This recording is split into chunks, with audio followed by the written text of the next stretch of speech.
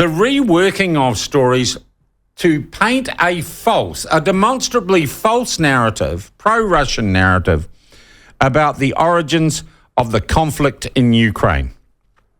And that false narrative is that somehow ethnic Russians inside the Donbass region wish to secede from the Ukraine and join Russia, and they were being persecuted after a military coup took over in Ukraine, and the Russians just were protecting them. It is, of course, demonstrably BS.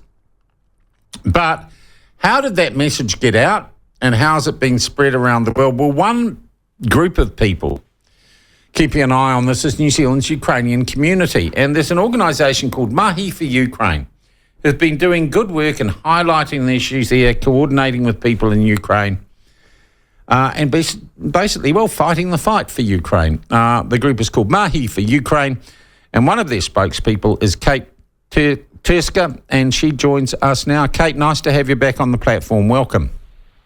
Thank you. Good morning, Sean. How surprised were you, and in fact, were you the group that originally complained last year about the Radio New Zealand coverage? Well, firstly, we were very surprised, and we were not the group. It was representatives of Ukrainian community, though, and we are familiar with that group, but it wasn't us last year. Kate, were these isolated incidents, or has Radio New Zealand's editorial tone generally been more pro-Russia or been typified by Russian disin or misinformation? Well, it's hard to tell. We've been looking now and reviewing closely some of the articles, and I know Radio New Zealand are conducting that investigation now, and it's clear that this is not an isolated incident. It looks like, apart from Ukraine, also some other topics obviously have come to surface, and it includes Palestine, transgender rights stories, some other stories. But bottom line is, in New Zealand in general, we have seen similar stories put through, and we have seen the views being expressed. Yeah, they've been expressed, but they haven't really taken hold. I mean, my impression would be, and I'm very interested in yours, that by a vast majority, New Zealanders are sympathetic to Ukraine and what it is undergoing. We do not have a large number of people who are pro-Russia in regards to their view of this conflict. We don't really have any meaningful statistics to be able to obviously judge, but from what we're seeing, people by and large are supportive of Ukraine. We see quite a lot of support from the community. We get letters. We get people come and talk to us. People support our initiatives. But then there is definitely a layer of population that's unfortunately been a propaganda victim in this case. And there's definitely a layer of population that is susceptible to Kremlin's narrative. And we have seen it come through in various shapes and forms as well. And we believe that that's very unfortunate, and it's definitely harming and disappointing. Well, you know, groups like the Disinformation Project would tell us that this stuff is being spread by algorithms on 8chan and on Facebook, and even by organisations like the platform, believe it or not.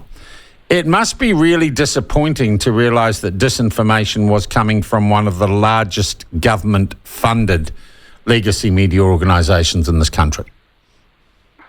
Absolutely. Look, any such attempt to manipulate or skew reporting in favour of a particular agenda undermines the integrity of journalism and can have serious consequences for the affected communities. But in particular, when it happens within a state-funded media outlet, it's even worse.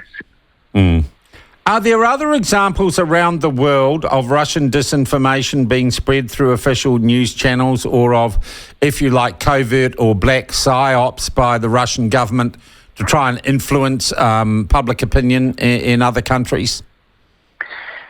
Well, first of all, I'd like to say that we don't necessarily know that that is the case, that there are ties with Russia. Obviously, this has been investigated, and we would hope that that is not the case. But bottom line is that there are such practices. We do know that Russia has significant misinformation campaigns. Russia does a lot of propaganda in and outside. There's propaganda for external consumption, propaganda for internal consumption. Just yesterday, some news have come out of France. I'm not sure if you're aware that there is a misinformation campaign and essentially pretending to be a reputable French outlet and spreading Russian sympathetic misinformation. And actually, as you say, a lot of it is quite traceable, and a lot of it's very well known that that is not the fact, and yet there are still people out there who get influenced by it. Kate, and I'm going to give you an example. Let's just work through this in real times. So someone anonymous, of course, though I have their phone number, has sent me a text saying, ask her if it's true that they are doing away with the Russian language in schools, or is that Russian propaganda? Now, whoever has written that text, who I suspect has a low IQ and is anti-vax, whoever's written that text has got that question or that claim from somewhere, right? Mm-hmm. And I just wonder where they would read that, on some Russian bot site or somewhere. I don't know if it's true or not, and I wouldn't expect you to know if it's true or not either. Well, there's quite a lot of narrative around language in particular. So I come from Donbass, as you may remember. That's right, which is a largely Russian-speaking area. And to all of us that come from Russian-speaking areas, it's funny because whenever this type of subject comes up, we have to laugh. All of our families have lived there all of our lives, and we all spoke Russian, and we have never, ever had any problems with it or been persecuted.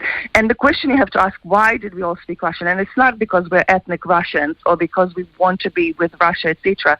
This is actually centuries, decades of Russia getting rid of Ukrainian culture, Ukrainian language, and imposing Russian language. During the Soviet times, we weren't allowed to speak Ukrainian. The education was all in Russian. The public institutions were all in Russian. Even before the Soviet times, there were massive cleansing campaigns, etc. And so, of course, historically, just so happened that now those regions speak Russian. And yes, there were some repopulations where Russians were actually taking people away and bringing Russians to repopulate the areas after Holodomor it's happened, and a few other instances it's happened. And that is exactly what they're doing. They were trying to ensure that that area is Russian sympathetic. But bottom line is, for whatever reason people speak Russian, they have the cause and effects of it. People speak Russian, and this was never any issues with Ukraine. Yes, Ukraine moved to have Ukrainian language being the only state language, which is a normal occurrence in many countries. And apparently the person who sent me that is now saying, I heard that on RT. Well, exactly. Look, and so bottom line is our education has moved to Ukrainian, and it's a slow process, and it was organic process, and it took time, and it happened over time, because you can't just change overnight and expect it to take. But we had to do that because Ukraine wants to maintain its own language, its own culture, and there is nothing wrong with it. When you listen to Russian narrative, anybody who speaks Ukrainian is a Nazi. Anybody who supports Ukrainian culture is a Nazi. And if you speak Russian, you're by default a Russian person and want to be protected. And in fact, they talk about people now starting to speak Ukrainian where they used to speak Russian, and they do that voluntarily. And why they do that is because they don't want the language to be used as a weapon against them. It's, again, cause and effect. People have it twisted. People move to Ukrainian voluntarily precisely because Putin has invaded and said, we came here to protect Russian speakers. And the Russian speakers went, hey, mate, we don't need your protection. We're fine. We'll speak Ukrainian. Yeah. Kate, I think last time we spoke was last year. I guess, and I'm not as intimately or emotionally involved in this issue as you are, obviously, being from Ukraine and indeed being from Donbass. It would seem to me, as an outsider looking in or looking half a world away, that militarily Ukraine has done incredibly well in this war, but the real problem is there is as yet no sign of peace. And at the end of the day, war only ends when peace is made. It still feels like a very long haul for the people of Ukraine. There are different views on how long this might take, and nobody can say anything with any certainty. But bottom line is there's definitely hope. A majority of Ukrainians believe in Ukraine's victory, and everybody's working to make sure that it comes as soon as possible. There is definitely a sentiment in Ukraine and within the Ukrainian community here in New Zealand, the diaspora worldwide, as well as in Ukraine, that there's going to be no territorial successions. So to us, peace comes after Russia is defeated. Peace comes after Russia has been completely removed from Ukrainian territory, when Ukrainian territory returns back to pre-2014. And therefore, once that happens, then there could be conversation around diplomatic solutions, etc. But bottom line is, at the moment, such notions as negotiations, territorial succession, etc., they're just not viable because, first of all, this is not something Putin genuinely would want and would actually stick with. And we know that appeasement doesn't work. We know historically we've seen this happen in the past. We just need to ensure that every single country, every single state, every single individual that can support Ukraine is supporting Ukraine to its victory. And once Russia is removed from Ukrainian territories, then that's when we talk peace, a lasting peace. Yeah, Kate, meantime, what does Radio New Zealand have to do to win back the trust of the Ukrainian community in New Zealand? Well, it's not just the Ukrainian community, I think, that have to win public trust overall. But as you know, we have released a statement. We have urged them to conduct a thorough and a transparent investigation. I know they're doing that now. We want them to disclose the findings. We want them to be transparent about it. We want to hold those responsible to account. Bottom line is we definitely want to stay close to this. We want to be in a team at every stage, make sure that we're consulted, make sure that we're able to provide feedback. Bottom line is, even with the external interview, with the external review, there potentially need to be other stakeholders and parties being consulted, national security agencies, ombudsman, Human Rights Commission. Yeah. Mind you, it does look at this stage in relation to the Ukrainian thing, it may have just been one idiot who was working for them. Potentially. And look, it seems as though they have taken the steps, and it seems as though that they're realizing the significance of the issue, and they have apologized recently, and they have issued a public apology, and we appreciate the fact that they have specifically apologized to the Ukrainian community as well.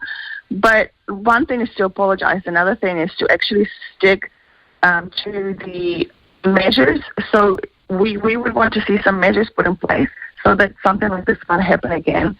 And we would want to see follow through. We would want to see then investigations to be thorough, complete, and transparent. Kate, thank you very much indeed for joining with us. All the best to you, and of course to friends and family back in Ukraine. I hope they do all right and they're getting through okay. I thank you so much for your time this morning. Thanks, Sean. Cheers. Kate Turska, a spokesperson for Mahi for Ukraine, an organisation of Ukrainians here in New Zealand who talk about campaign for their homeland. Currently, of course, being invaded by Russia. No, they're not freeing anyone. They invaded. End of story.